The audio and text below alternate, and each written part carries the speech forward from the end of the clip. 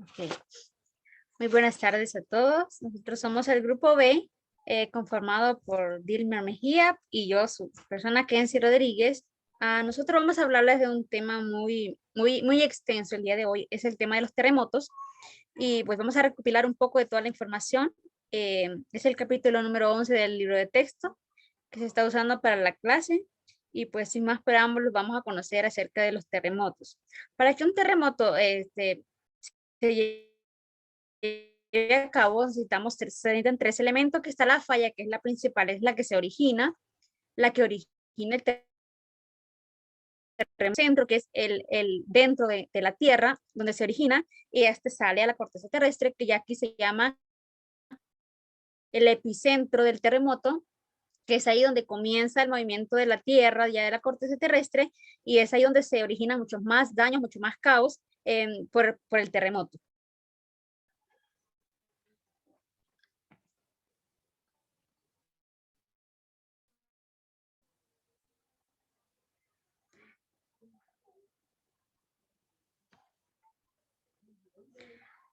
Vamos a iniciar a conocer un poco más sobre los terremotos con una pregunta: ¿qué es un terremoto? Y es que un terremoto es la vibración de la Tierra producida por una rápida liberación de energía, que es lo que hablamos al principio sobre del movimiento de las placas. Esto se llama, las placas se desplazan de manera lateral, y cuando estas se colisionan entre sí, esas son las que originan, son pequeñas liberaciones de energía que producen los terremotos. Lo más frecuente es que los terremotos se produzcan por el deslizamiento de la corteza terrestre a lo largo de una falla, que es lo que les explicaba en el momento anterior, cuando las placas se mueven lateralmente y estas colisionan entre sí, y lo que le conocemos como el límites transformantes, que estos son los movimientos, como les decía, de las capas de manera lateral, chocan entre sí, y ahí pues se producen los terremotos. La energía liberada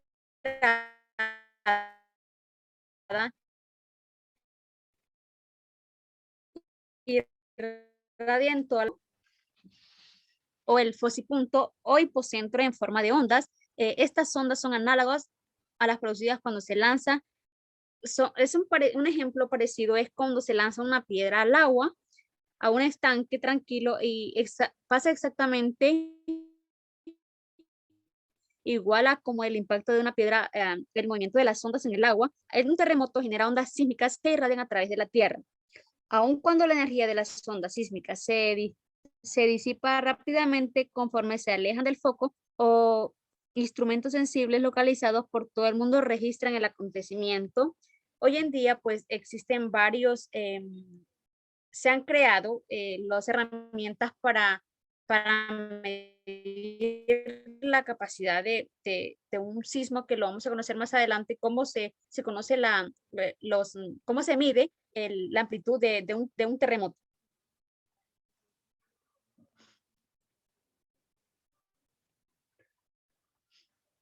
Ok. Se sabe o se dice que más de 300.000 terremotos con la intensidad suficiente para dejarse sentir se producen cada año en el mundo. Son bastante minoritarios. Los que conocemos son los grandes, porque los pequeños como que no, ni siquiera nosotros nos notamos, son con aparatos que se logran detectar. Um, el temblor del terreno junto con la licucción de algunos sólidos siembra la devastación en edificios y otras estructuras. Además, cuando se produce un terremoto en un área poblada, suelen romperse las tuberías del gas y las líneas de energía, lo que causa numerosos incendios. En el famoso terremoto de San Francisco en 1906, gran parte del daño lo causaron los incendios. El fuego se vuelve rápidamente incontrolable cuando la ruptura de las tuberías del agua deja a los bomberos sin esta. Como este es un movimiento interno, y las tuberías en las grandes ciudades están pues bajo tierra, entonces con el movimiento ocasiona la ruptura de los tubos de energía, del agua y de gas, y esto pues provoca mucho más desastres que lo que normal se provoca por un terremoto debido al movimiento de la tierra. Y además que la caída de edificios que son lo básico que los terremotos hacen. En la mayoría de casos se trata de temblores pequeños y producen pocos daños. En general solo tienen lugar unos 75 terremotos significativos cada año. O sea que de ese montón, pues nosotros solo logramos sentir algunos 75 en algunas partes del mundo y pues de los 300.000 que se originan al año. Y muchos de ellos se reproducen en regiones remotas. Sin embargo, a veces se produce un terremoto grande cerca de un centro de población importante. Bajo esas condiciones, un terremoto se encuentra entre las fuerzas naturales más destructivas de la Tierra, de los desastres naturales que hay. Pues los terremotos ha sido de los pues, que dejan más daños, porque es obvio, es más asusta, ¿no? El hecho de decir que hubo un terremoto y la caída de edificios, de árboles, el movimiento de la tierra que hubo, pues eso sencillamente asusta.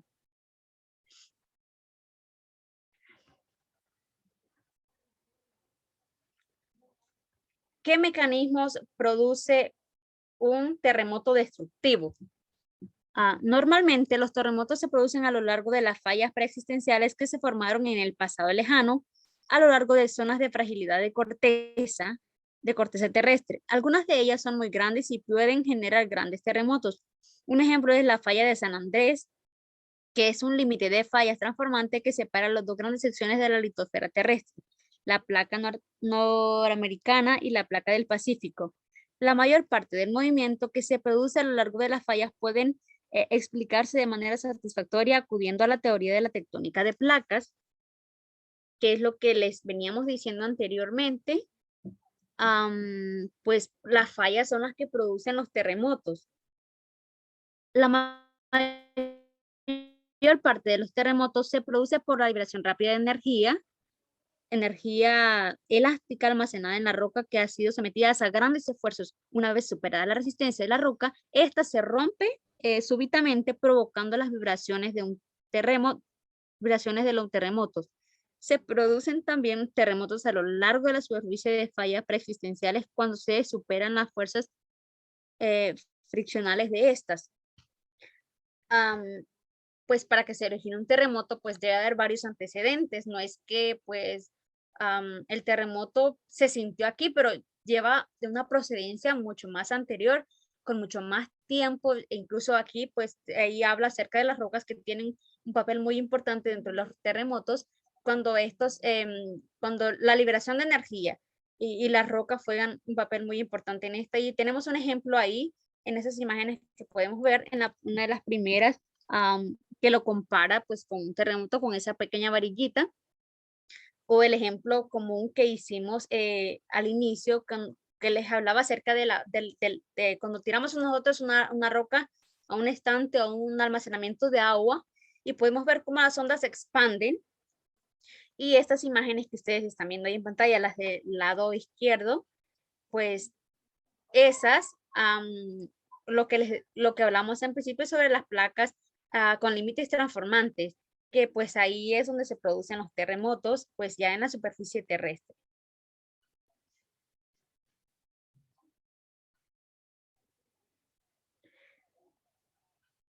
Vamos a hablar también acerca de la sismología, pues es el estudio de los sismos. Es el estudio de las ondas sísmicas, la sismología, los seísmos, como también se les conoce cuando se habla de seísmos o de sismos, pues se habla de lo mismo. Pues su origen, sacudida, ology, y ese es seísmos, que es sacudida, y el ology, que es el estudio de, pues en este caso el estudio de de la sacudida de la Tierra, se le conoce como sismos. La sismología o seismología, como le llaman algunos científicos, es una rama de la geofísica que se encarga del estudio de terremotos y la propagación de las ondas elásticas que se generan al interior de la superficie de la Tierra, asimismo de las placas tectónicas. Un sismógrafo es un sistema que detecta o amplifica y registra los sismos, así como otros movimientos y vibraciones de la Tierra. El sismómetro es la parte para detectar, es la parte detectora del movimiento del terreno del sistema denominado sismógrafo. Los sismógrafos son las personas que se dedican al estudio de esto, porque hoy en día pues ya es una de las ramas de la geofísica y por ende hay gente que estudia específicamente este campo. En la primera imagen arriba tenemos ¿cómo se le llama? El sismómetro. Ese es un sismómetro chino que fue una de las primeras creaciones. Fue creado el de arriba, el primero, por San Heng, es de origen chino. Él fue el que creó, pues, y fue un mecanismo que medía las vibraciones de la Tierra, lo ponía en un punto exacto y pues los movimientos de la Tierra adentro tenían como unas varillitas, como unos alambritos pequeños que con el con el mínimo movimiento estas hacían pues la onda y ahí se conocía. Ya el de abajo, el que está en la imagen de abajo, ya es uno más actualizado, que pues ese se le atribuye a James David. Se dice que lo creó allá por 1842, creó ya este mecanismo ya con mucho más tecnología, mucho más desarrollo. ¿Para qué? Para 1842 ya había mucho más tecnología, entonces James Davis ya tenía como más herramientas para conocer, para crear su sismógrafo y empezar a conocer la amplitud de cada uno de los sismos que se ocasionaban.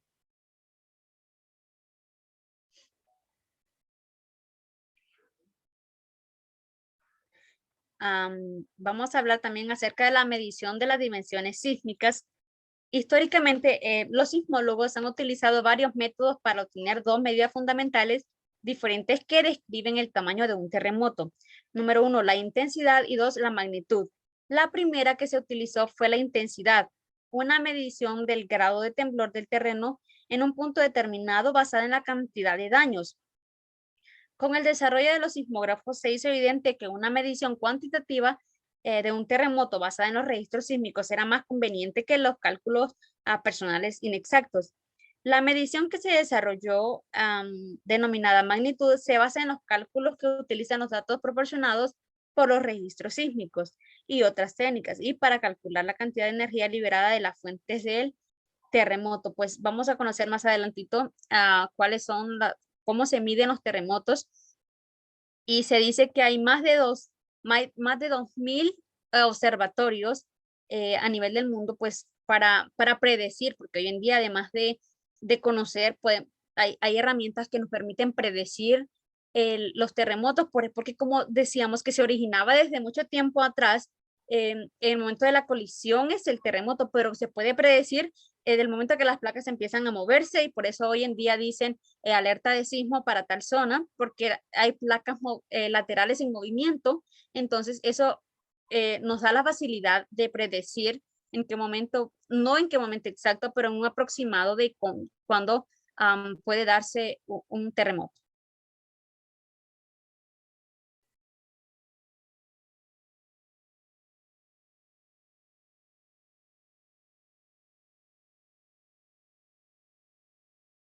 Ok, así que les dejo a Dilmer con ustedes para que nos termine de ampliar acerca de las escalas de intensidad. Bueno, continuamos entonces con la exposición. En la escala de intensidad o de Mercalli, es una evaluación cualitativa de la clase de daños causados por un sismo. Debe su nombre al físico italiano Giuseppe Mercalli. Generalmente, un gran terremoto producirá valores de mayor intensidad que uno pequeño, pero existen otros factores capaces de afectar, como la cantidad de energía que delibera un determinado terremoto. La distancia del epicentro, la profundidad local del sismo, la densidad de la población, la geología local del área, el tipo de construcción de los edificios, así como la duración del sacudimiento. En 1902, Mercalli propuso una tabla que fue posteriormente modificada en 1931, y desde entonces se ha llamado escala modificada de Mercalli. Consta de 12 grados de intensidad, donde se muestran también las características de cada grado, denotado por número romano del 1 al 12. Es única, pero así la más frecuentemente usada en nuestro continente. Hablemos de la escala o magnitud de Richter, ¿verdad? Esta fue es una escala que fue creada en el año 1935 por el sismólogo Charles Richter. Y los valores aquí van del 1 al extremo abierto. La medición es de carácter cuantitativa, mide la energía sísmica liberada en sismo independientemente de la intensidad que tenga. Se basa en la amplitud de la onda registrada en un sismograma. Es la manera más conocida y más ampliamente utilizada, porque es la que más escuchamos más a menudo cuando sucede o se da un acontecimiento de esta naturaleza, para simplificar los sismos.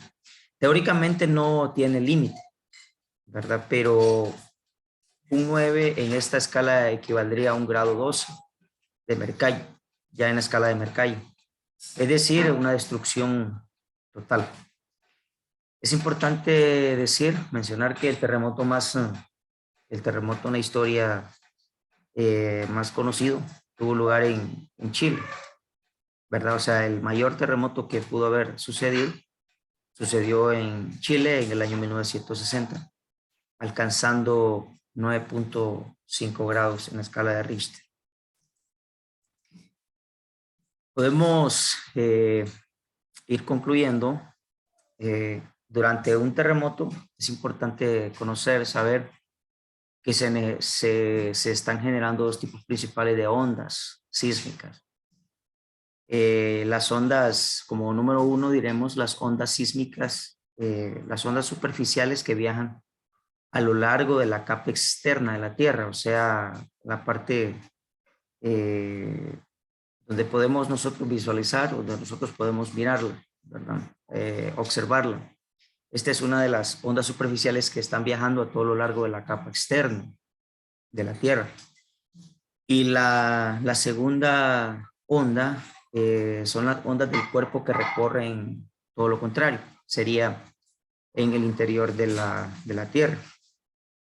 Las ondas de cuerpo se dividen a su vez en ondas primarias, o P, que empujan, comprimen y tiran y expanden, ¿verdad?, de las rocas en la dirección, en el desplazamiento del frente de una onda.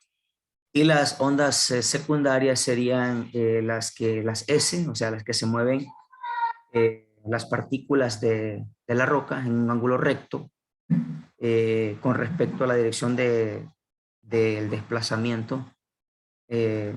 Las ondas P pueden viajar a través de sólidos. Es importante saber de que ahí existe una diferencia, cómo hacen su movimiento, cómo se traslada.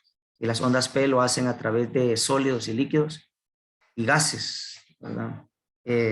Los fluidos, gases y líquidos no transmiten las ondas S, ¿verdad? Las ondas S es todo lo contrario. En cualquier material sólido, las ondas P viajan aproximadamente a 1.7 veces más deprisa que las ondas S. Podemos ir concluyendo acerca de este tema que, bueno, estamos hablando, muy importante. La distribución de los terremotos proporciona pruebas consistentes para la teoría de la tectónica de placas. Un aspecto implica la estrecha relación entre los terremotos de foco profundo y las zonas de subducción.